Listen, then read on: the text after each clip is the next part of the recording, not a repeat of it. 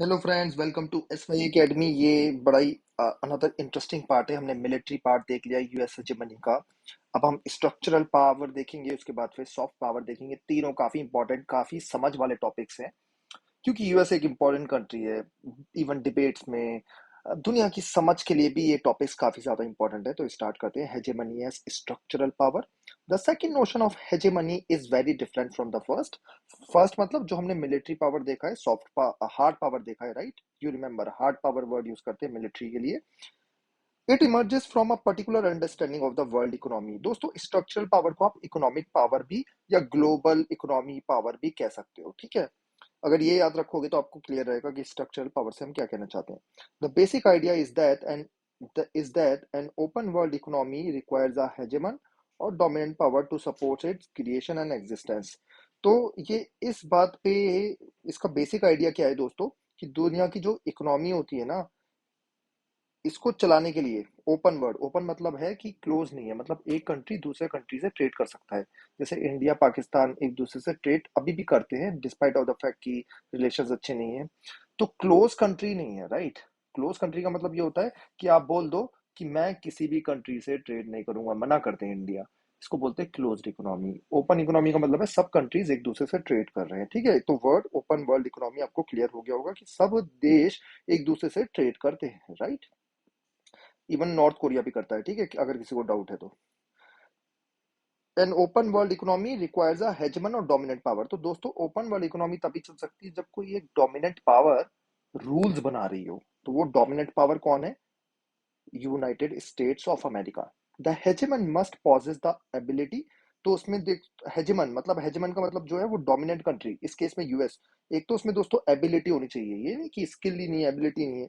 And desire भी होनी चाहिए to establish certain norms for order and must sustain the global structure. For example, हम least developing countries, जो गरीब देश हैं उनको लीस्ट डेवलपिंग कंट्रीज कहते हैं, उनसे फ्री में ट्रेड करेंगे, ठीक है? कुछ भी हम वहाँ पे बैरियर्स या कस्टम ड्यूटीज नहीं लगाएंगे। ये रूल कौन डिफाइन कर रहा है?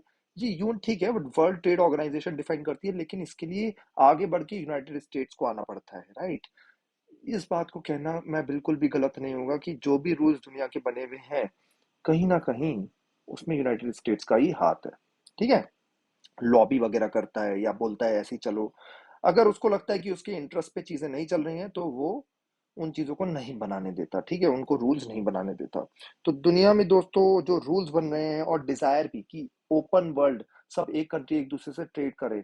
इन दी एंड दोस्तों, ट्रेड करने से क्या होता है, ओपन इकोनॉमी से क्या होता है कि कैपिटलिस्ट कंट्रीज जो होते हैं उन्हें बहुत फायदा रहता है, और यूनाइटेड स्टेट्स से बड़ा तो कोई कैपिटलिस्ट कंट्री दुनिया में है ही नहीं, है ना? The hegemon usually does this to its own advantage. तो यूनाइटेड स्टेट्स ने ऐसा क्यों करा? अपने एडवांटेज के लिए, राइट? उसकी बड़ी बड़ी कंपनीज हैं, ट्रेड करेंगे, सबसे ज्यादा ट्रेड किसकी होगी? उसकी कंपनीज की होगी, और किसी कंपनी की थोड़ी ना होगी। सबसे बड़ी कंपनी दुनिया में हर चीज के लिए उसी की है। But often to its relative detriment. लेकिन ये भी याद रखो, काफी बार ना डेट्रीमेंट हो जाता है, जैसे यूनाइटेड स्टेट्स के साथ हो गया अभी। इसका कहने का मतलब ये है कि दोस्तों, जब आप इकोनॉमी ओपन कर देते हो तो यूनाइटेड स्टेट्स में, इस बात को ध्यान से समझना, कॉस्ट ऑफ लेबर हाई होती है, right? Cost of labour high होती है, तो इन दी एंड उनके प्रोडक्ट भी महंगे हो जाते हैं। तो जनरली अगर आपकी ओपन इकोनॉमी है, तो यूनाइटेड स्टेट्स अगर कोई चीज आपको 100 रुपए में दे रहा है, मैं सिंपल वर्ड्स में ले रहा हूँ, और आपको यूके 80 रुपए में दे रहा है, तो आप यूके से लोगे। ये ओपन इकोनॉमी का नुकसान है, ठीक है? दो यूएसए ने क्यों करा था ये? जिससे उसके प्रोडक्ट सेल हो पाए, as its competitors take advantage of the openness of the world economy without paying the cost of maintaining its openness। तो देखो दोस्तों, ओपननेस के लिए तो यूनाइटेड स्टेट्स ने मेहनत करी है ना, लेकिन फायदा किसको हो गया? यूके को हो गया। तो ये बात को आपको समझना होगा कि हेजेमन करता तो इसलिए है जिससे उसका फायदा रहे, लेकिन कभी काफी बार दूसरे का फायदा हो जाता है। स्पेशली इस केस में ना, यूके की जगह अगर आप चाइना का एग्जांपल लिख देना, राइट? मैं इसको कट कर दे रहा हूँ। चाइना, यूएसए 100 रुपए में दे रहा है, चाइना कितने रुपए में दे रहा होगा? 50 रुपए से भी कम में। हाँ जी, हाँ जी, ये हो रहा है दुनिया में। तो इसलिए चाइना बड़ी तेजी से आगे बढ़ा है, बड़ी तेजी से आगे बढ़ा है, ठीक है, ठीक है। और ओपन इकोनॉमी यूएसए ने किस लिए करी थी? जिससे उसका फायदा रहे, right? Hegemony in this second sense is reflected in the role played by the US in providing global public goods। तो हेजेमनी को अगर हम देखें तो ग्लोबल पब्लिक गुड्स जो है दुनिया भर में यूनाइटेड स्टेट्स ने प्रोवाइड करे। By public goods we mean those goods that can be consumed by one person without reducing the amount of the good available for someone else. तो public goods का मतलब वो होता है कि अगर मैं कंज्यूम करूंगा तो किसी और को नुकसान नहीं हो रहा। जैसे खाना है, खाना पब्लिक गुड नहीं होगा, क्यों? क्योंकि अगर मैंने खाना खाया है तो किसी और को कम भी खाना पड़ेगा, राइट? इसलिए बोला भी जाता है, आपको याद होगा लाल बहादुर शास्त्री जी ने कि हम एक टाइम का खाना खाएंगे, है ना?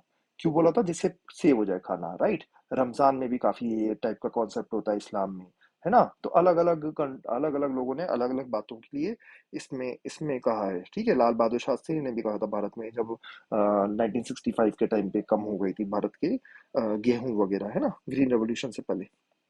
तो ये है ग्लोबल। तो आप बोलोगे भाई एग्जांपल क्या है पब्लिक गुड्स का? Fresh air and roads are example of public goods. मैं अगर रोड पे जा रहा हूँ तो किसी और के लिए थोड़ी ना नुकसान कर रहा हूँ। हाँ, ये मत बोलो यार कि हाँ अगर आप जा रहे हो तो ट्रैफिक बढ़ जाता है तो बाकियों का नुकसान होता है, वो एक अलग चीज है। लेकिन अगर मैं ट्रैफिक ना हो, मैं अगर रोड पे जा रहा हूँ दिल्ली से जयपुर या दिल्ली से मुंबई, तो कोई और भी जा सकता है, क्या नुकसान है? जैसे मैं ओपन एयर ले रहा हूँ, है ना? तो एयर में भी ऐसे ही तो ये पब्लिक गुड है। इसको ज्यादा ओवर एनालाइज मत करना कि हाँ एक ही रूम में अगर सब बंद हैं और ऑक्सीजन कंज्यूम कर लें तो ऑक्सीजन खत्म हो जाएगी, कार्बन डाइऑक्साइड बढ़ जाएगी, वैसे मत सोचो। लेकिन जनरली अगर आप समझ गए हो कि पब्लिक गुड्स का मतलब है रोड्स एंड फ्रेश एयर, तो इनको पहुंचाने में यूएस का बड़ा बड़ा हाथ है ना? तो अब वर्ल्ड इकोनॉमी के कंटेक्स्ट में इसका मतलब समझते हैं। In the context of world economy the best examples of global public goods are sea lanes of communication, the sea routes commonly used by the merchant ships. तो मर्चेंट शिप्स एक route follow करते हैं दोस्तों, सी lanes of communication. वो सारे communication किसने बनाए हैं? यूनाइटेड स्टेट्स ने दोस्तों। Free trade in an open world economy would not be possible without open slots. दुनिया की सारी बड़ी बड़ी ट्रेड्स शिप्स के थ्रू होती है, राइट? और कोई ऑप्शन ही नहीं है, रेलवे जाता नहीं है ना, पानी आ जाता है बीच में, और इंटरनेशनल बॉर्डर पे होता नहीं काफी बार रेलवेज, प्लेन में कितना ले जाओगे, सबसे ज्यादा शिप से ही होता है। और सी लेन्स ऑफ कम्युनिकेशन उसने बनाया है। मीनवाइल हम ये ग्लोब देख लेते हैं, डॉलर वर्ल्ड। पूरी दुनिया में सबसे ज्यादा करेंसी कौन सी चलती है? डॉलर। मैं गया इंडोनेशिया, मैं गया मालदीव, मैं गया श्रीलंका, तीनों कंट्रीज एक्सेप्ट कर रहे हैं डॉलर्स। बाकी उनकी करेंसी, काफी जगह तो श्रीलंका में दोस्तों वो बोल रहे हैं कि हम श्रीलंकन रुपया ही नहीं लेंगे। श्रीलंका में भी रुपया होता है, वो बोलते हम नहीं लेंगे, डॉलर्स में बोलते, डॉलर से ही। तो डॉलर्स कितना इंपॉर्टेंट है दोस्तों, आपको आई होप समझ में आ रहा होगा, है ना? कहीं पे भी आप किसी भी कंट्री में जाओ सब जगह डॉलर चलता है। सो वापस आ जाते हैं स्लॉक्स पे, फिर से बात करेंगे सी लेन ऑफ कम्युनिकेशन में। It is the naval power of the hegemon that underwrites the law of sea and ensures freedom of navigation in international waters। तो दोस्तों सी के जो लॉज है, यूएन की जो बॉडीज ने सी लॉज लिखे हैं, ये सब जो हैं यूनाइटेड स्टेट्स ने ही लिखे हैं। Since the decline of British naval power after the Second World War the multi oceanic US navy has played this role. तो हेजेमन की किस तरीके से आपको जाना चाहिए, किस किस रूट को फॉलो करना चाहिए, राइट? ये सब यूनाइटेड स्टेट्स ने बनाए हैं, ठीक है? इस एग्जाम्पल से शायद आप में से काफी लोग रिलेट नहीं कर पाएंगे, नेक्स्ट एग्जाम्पल से आप सब लोग रिलेट कर पाओगे। Another example of global public good is the internet. हम सब यूज कर रहे हैं दोस्तों इंटरनेट। इंटरनेट किसकी देन है? यूनाइटेड स्टेट्स की आर्मी की। देखते हैं कैसे। Although it is seen today as making the virtual world of the world wide web possible. देखो आज तो वर्ल्ड वाइड वेब ने पूरा दुनिया को इजी वर्चुअल वर्ल्ड बना दिया है। We should not forget that internet is the direct outcome of a US military research project that began in 1950। तो देखो कितने बढ़िया बढ़िया प्रोजेक्ट होते हैं, पेंटागन में क्या क्या बढ़िया बढ़िया स्टडीज होती है दोस्तों, है ना? ये सब स्टडी के देन है हमारी। तो इंटरनेट दुनिया को कैसे मिला? यूएस से। तो देखो कितना बड़ा फायदा भी है। लेकिन नुकसान क्या है? नुकसान क्या है? नुकसान ये है कि जब इराक में वॉर हुई ना, तो इंटरनेट ही रोक दिया यूनाइटेड स्टेट्स ने, ठीक है? जीपीएस आप सब लोगों ने सुना होगा, जीपीएस को कभी भी रोक सकता है, ठीक है, यूनाइटेड स्टेट्स। इसीलिए इंडिया ने अपना IRNSS चलाया है, ठीक है, जिससे कभी कुछ प्रॉब्लम हो तो इंडिया अपना इंटरनेट यूज कर सके, ठीक है? IRNSS सातों सैटेलाइट जो है इंडिया पहुंचा चुका है ऊपर, ठीक है? ऐसे ही इंडिया ही नहीं, रशिया, चाइना, यूरोप, है ना, इनकी भी अपनी अपनी सैटेलाइट्स ऊपर है, जिससे कभी जरूरत पड़े तो अपना इंटरनेट को यूज कर सके। तो हमें ये भूलना नहीं चाहिए कि पब्लिक गुड जिसे हम इंटरनेट मानते हैं, वर्ल्ड वाइड वेब, कहाँ से आया है? United States. As we know the US is present in all parts of the world. पूरी दुनिया में प्रेजेंट है। हमने कमांड इकोनॉमी भी देखी थी, है ना? Commands, various commands, sorry command economy नहीं, various commands in all sectors of the world economy, in all areas of technology, oil, hardware, software, car making, जो नाम लेना है ले लो, हर जगह यूएस की कंपनी है। हाँ, ऐसा हो सकता है कि यूएस की कंपनी में भी यूएस के बाहर लोकेटेड हो, लेकिन यूएस कंपनी बड़े बड़े banks, JP Morgan, Morgan Stanley, global से गोल्डमैन सैक्स, है ना। The US economy share of the world economy remains an enormous of 21%। हाँ, अब ये थोड़ा सा कम हो गया, लेकिन 21% था 2018 में। ये आप देख लीजिए जीडीपी, जीडीपी करंट प्राइसेस पे यूएसए का ये, चाइना देखो सेकंड नंबर पे 14%, आपका भारत आ रहा है 2.96% में, है ना। फिर परचेज पावर पैरिटी में दोस्तों देखें तो यहाँ बात थोड़ी सी अलग है। परचेज पावर पैरिटी का मतलब ये होता है कि अगर मैं $1 में ब्रेड खरीद रहा हूँ यूएसए में, और $1 का मतलब कितना है, 80 रुपए, लेकिन भारत में तो दोस्तों ब्रेड 40 रुपए की आ रही है ना। तो परचेजिंग पावर पैरिटी का मतलब ये होता है कि अपनी करेंसी में आप कितने गुड्स एंड सर्विसेज कितने बाय कर पा रहे हो, ठीक है। तो भारत इस केस में चीपर है। परचेजिंग पावर पैरिटी में आप करेंसी भी देखते हो, परचेजिंग पावर पैरिटी में आप इन्फ्लेशन चीजें भी देखते हो। तो उस केस में चाइना आगे निकल चुका है, और यहाँ भारत भी अच्छा कर रहा है, तीसरे नंबर पर है, ठीक है, परचेजिंग पावर पैरिटी में। याद रखना, तीन दोनों अलग अलग कॉन्सेप्ट्स हैं। अगर आपको इन दोनों कॉन्सेप्ट्स में और भी डाउट है, आप कमेंट सेक्शन में लिखिए, मैं एक वीडियो बना दूंगा, ठीक है। परचेजिंग पावर पैरिटी मतलब, कि अपनी करेंसी में देखना। The American economy is the largest in the world, इसमें कोई डाउट नहीं, अमेरिकन इकोनॉमी लार्जेस्ट है, ठीक है। अगर आप सीधे डॉलर्स टर्म में देखो तो, but unlike in the sphere of military power, the US faces credible competitors in the world economy. ये याद रखना होगा कि हमने मिलिट्री में क्या देखा था, अगले 12 कंट्रीज जितना स्पेंड कर रहे हैं उतना यूएसए अकेले स्पेंड कर रहा है, ऐसा केस इकोनॉमी में नहीं है, ठीक है। यहाँ कंपटीशन है अच्छा खासा। This becomes even clearer if we consider the world economy in purchase power parity terms, as the graphic on the right. PPP is what a nation's currency actually buys in goods and services. तो nation currency, ठीक है, dollar की बात नहीं हो रही यहाँ पे। तो यहाँ भारत और चाइना अच्छा कर रहे हैं, ठीक है, कंपटीशन मिल रहा है यूएस को, यूएस इसी से घबराया हुआ है, लेकिन स्टिल 21%, ठीक है। अगर आप सिर्फ डॉलर डॉलर टर्म में देखो, US also accounts for almost 14% of world trade if intra European union trade is included in world trade data. तो इंट्रा मतलब यूरोपियन ट्रेड का मतलब क्या है, मतलब ये यूरोपियन यूनियन की जो कंट्रीज है ना, आपको पता ही है, ईयू करके एक फ्री ट्रेड एग्रीमेंट है ना। तो सारे कंट्रीज के बीच में जो है, जैसे जर्मनी और फ्रांस ईयू के अंदर आते हैं, तो वो जो ट्रेड कर रहे हैं, अगर उसको भी हम इंक्लूड करें इंट्रा यूरोपियन, अगर उसको भी हम वर्ल्ड डेटा में इंक्लूड करें, ठीक है, तो 14% यूएस अकाउंट करता है। आप ज्यादा कंफ्यूज मत होना, सीधे एग्जांपल लिख कर आना कि 14% वर्ल्ड ट्रेड में यूएस कंट्रीब्यूट कर रहा है। This is not a single sector of the world economy, there is not a single sector of the world economy in which an American firm does not feature in the top 3 list. कितनी बड़ी बात है कि दुनिया में कोई ऐसा sector ही नहीं जहां अमेरिका फर्म ना आती हो टॉप 3 में, ठीक है। इतने बड़े बड़े बैंक्स हैं यूएस के, इंडिया के बैंक्स की वैल्यू देखोगे तो डर जाओगे, मतलब कुछ है ही नहीं यार सामने। एप्पल, अमेजॉन, गूगल, फेसबुक, सब American companies.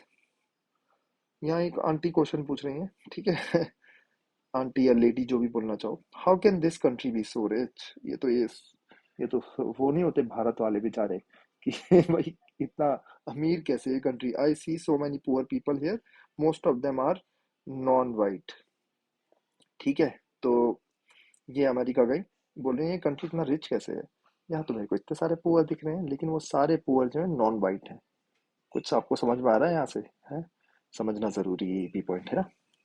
It is important to remember that economic preponderance, preponderance मतलब डोमिनेंस काइंड ऑफ, है ना, of the US is inseparable from its structural power, which is the power to shape the global economy in a particular way. It is important to remember that the economic preponderance of the US is inseparable. तो मतलब देखो, ये जो structural power है, structural power का मतलब ये होता है कि आप ग्लोबल इकोनॉमी कैसे चला रहे हो एक पर्टिकुलर वे में, और यूएस की जो इकोनॉमिक पावर है, ये दोनों इंटर रिलेटेड है। आई होप ये पॉइंट आप समझ ही गए होगे कि यूएस की economic power, EP economic power, is directly proportional to its structural power. Structural power का मतलब ये है कि आप ग्लोबल इकोनॉमी कैसे चलाते हो, ये दोनों सेपरेट रिलेटेबल है। अगर यूएस की इकोनॉमी पे कुछ इम्पैक्ट ज्यादा होता है ना, तो वो चेंज करवा देता है कि हाँ जी दुनिया अब ऐसे नहीं चलेगी, राइट। जैसे यूएस ने अपनी इकोनॉमी में अभी रिसेंटली क्या करा था लास्ट 2 सालों में, कि ये जो सोलर कार्स हैं या इलेक्ट्रिक व्हीकल्स हैं, not solar car, electric vehicles, इन्हें प्रमोट करा था। तो इसने ये डीजल पेट्रोल की कार्स का इंपोर्ट ही बंद कर दिया था। तो अपने तरीके से चीजें चलाता है यूनाइटेड स्टेट्स, ठीक है। तो दोनों इंसेपरेबल है, मतलब एक दूसरे से रिलेटेड है। After all, the Bretton Woods system set up by the US after the Second World War still continues the basic structure of the world economy. तो ब्रेटन वुड्स सिस्टम बने थे वर्ल्ड सेकेंड वर्ल्ड वॉर के बाद, जिससे दुनिया की economy चलेगी, क्या है अभी देखते हैं। Thus we can regard the World Bank, International Monetary Fund and World Trade Organisation as the products of American hegemony. America नहीं शुरू करें, वर्ल्ड बैंक, आईएमएफ, डब्ल्यूटीओ, है ना। इसीलिए वो उसकी तरह से ही चलते हैं, इसमें कोई डाउट ही नहीं। लेकिन आपको ये भी याद रखना चाहिए, इनके बहुत ज्यादा पॉजिटिव्स भी हैं, ठीक है, वरना दुनिया को उभारना आसान नहीं था वर्ल्ड वॉर 2 के बाद, राइट। लेकिन यूएस की हेजमनी तो है ही। अब आ जाते हैं एक डिफरेंट टॉपिक पे, थोड़ा सा ये थोड़ा मजेदार और है। A classical example of the structural power of the US is the academic degree called the masters in business administration. तो इंजीनियर्स पास में हुआ करते थे, डॉक्टर्स हुआ करते थे, लेकिन एमबीए जो है वो अमेरिका की देन है, ठीक है। काफी लोग एमबीए करना चाहते हैं। एमबीए का मतलब है कि वो डिग्री जिससे आपको बिजनेस की समझ हो जाए। The idea that business is a profession that depends upon skills that can B uniquely that can be taught in A university is uniquely American. तो ये काफी, अब सोचो, खुद ही सोचो, आजकल काफी डाउट नहीं होता काफी लोगों को। मैं भी सोचता था यार, ये बिजनेस चलाने के लिए एमबीए की क्या जरूरत है। काफी लोग पहले पहले स्पेशली, आज तो इनोसेंट थोड़ा चेंज हो गया है। पहले तो क्या होता था कि आप ना करियर में आगे ही नहीं बढ़ सकते अगर आपके पास एमबीए नहीं है। आज से अगर 10-20 साल पहले चले जाओ ना, है ना। लास्ट 10 सालों में काफी कुछ चेंज हुआ है। इंजीनियर्स, इवन बीए, बीकॉम, अलग अलग प्रोफेशन के लोग ने भी, लॉ लॉ लॉ बैकग्राउंड, उन्होंने भी अपनी स्टार्टअप शुरू करी है, वो भी बिजनेस में ऊपर जा रहे हैं। लेकिन ये जो कॉन्सेप्ट है कि आपको बिजनेस कैसे चलता है, ये एक प्रोफेशन है ना, बिजनेस चलाना भी एक प्रोफेशन है। ये यूनाइटेड स्टेट्स ने शुरू करा एमबीए की डिग्री से, master in business administration. The first business school in the world, the Wharton school at the university of Pennsylvania was established in 1881। तो राजन सिंह, जिसके बारे में आप पढ़ सकते हो, आईपीएस थे वो, इंडिया के, यहीं से पढ़े हुए हैं वो। काफी अच्छे वीडियोस बनाते हैं वो, यहीं से वाटन स्कूल से पढ़े हुए हैं। और उन्होंने भी अपनी एमबीए डिग्री यहीं से करी थी, ठीक है। तो ये पहला स्कूल था, 1881 में बना था। फर्स्ट एमबीए कोर्सेज वर इनिशिएटेड अराउंड 1900। तो तो फर्स्ट ये बिजनेस स्कूल था दोस्तों, वाटन स्कूल, और इसने अपनी पहली जो एमबीए की डिग्री स्टार्ट करी थी वो 1900 में करी थी। लेकिन बाकी कंट्रीज में एमबीए कब शुरू हुआ देखते हैं। The first MBA course outside the US was established only in 1950। अभी भी दोस्तों अगर आपको बोला जाए एमबीए करने को, अगर पैसा है आपके पास, तो मैं तो ये बोलूंगा यूनाइटेड स्टेट से करो, ठीक है, विदाउट एनी डाउट। बहुत बढ़िया पढ़ाई होती है, डिफरेंट लोग आते हैं, बेस्ट टैलेंट आता है, अच्छे प्रोफेसर, अच्छा इंफ्रास्ट्रक्चर, उसके बाद कैंपस कनेक्ट, बहुत बढ़िया है, ठीक है। जबकि कैंपस प्लेसमेंट नहीं होती वहां पे दोस्तों, तब भी लोग जबरदस्त निकल के आते हैं वहां पे। तो ये एमबीए, और तो आज भी देखो दोस्तों चीजें, आप भी अपने किसी अंकल, ये सब वगैरह जो लोग हैं, बोलते होंगे एमबीए कर लियो यार तू, ठीक है। इसके बाद बोला जाता है ना, इंजीनियर हो, कुछ भी हो, ये हो वो हो, कुछ भी हो, एमबीए कर लियो, आईआईएम से एमबीए, आईएसबी से एमबीए। कहाँ से आया ये सब? सब यूएस हेजेमनी, सब यूएस हेजेमनी, है ना। आपके जो अंकल हैं, जबकि क्या जरूरत है बिजनेस सीखने के लिए? मैं खुद नहीं सीख सकता कि बिजनेस चलाना? खुद सोचो आप, right. Interesting question. Today, there is no country in the world in which the MBA is not a prestigious academic degree. अब देखो ये क्या हो गया यूएस हेजेमनी से, कि हर कंट्री एमबीए पढ़ा रहा है। भारत को देख लो, हर कोई हर 500 मीटर पे एक कॉलेज दिख जाएगा एमबीए की डिग्री दे रहा है भारत में। क्या है ये? यूएस हेजेमनी, है ना। ये बताओ एमबीए करके कुछ हो जाएगा? इतने सारे मैंने लोग देखे एमबीए करके बेचारे कुछ नहीं कर रहे, मेरे पास आ रहे हैं कि हम क्या करें। ठीक है, तो करियर पे भी मैं वो बनाऊंगा। अगर आपको कभी भी कोई करियर एडवाइस चाहिए, आप कमेंट सेक्शन में लिख दीजिए मेरे वीडियो में, मैं आपकी हेल्प करूंगा, ये मेरी गारंटी है, ठीक है। क्योंकि मेरा एक ये गोल है कि लोगों की एक अच्छी स्किल और एक अच्छा करियर बनना चाहिए, राइट। तो अब आ जाते हैं दोस्तों अपने स्टार्टिंग में। This takes us back to our South African friend Jabu. याद है जाबू, यानी इंट्रोडक्शन वाले लेक्चर में। Structural hegemony explains why Jabu's father is insisting that his son give her painting and studies for the MBA institute. अच्छा खासा painter है जाबू, अच्छा खासा। तब भी उसके फादर चाहते हैं कि एमबीए करके आए, क्योंकि उनके बिजनेस का ना लॉस हो रहा है। तो जाबू के फादर को लगता है कि एमबीए पढ़ के आएगा यूएस से, और हमारे बिजनेस पे पता नहीं ऐसा क्या कर देगा, राइट। तो ये एक्सपेक्टेशंस ही गलत होती है। काफी बार एमबीए करके इंसान कुछ नहीं कर पाता, और काफी लोग विदाउट एमबीए भी काफी कुछ कर लेते हैं, बट उनको मौका ही नहीं दिया जाता। तो ये सब है US hegemony. Positive negative, again मैं ये पॉइंट बोलूंगा, पॉजिटिव नेगेटिव दोनों नोट्स बनाना और वैसे लिखना। Thank you and take care.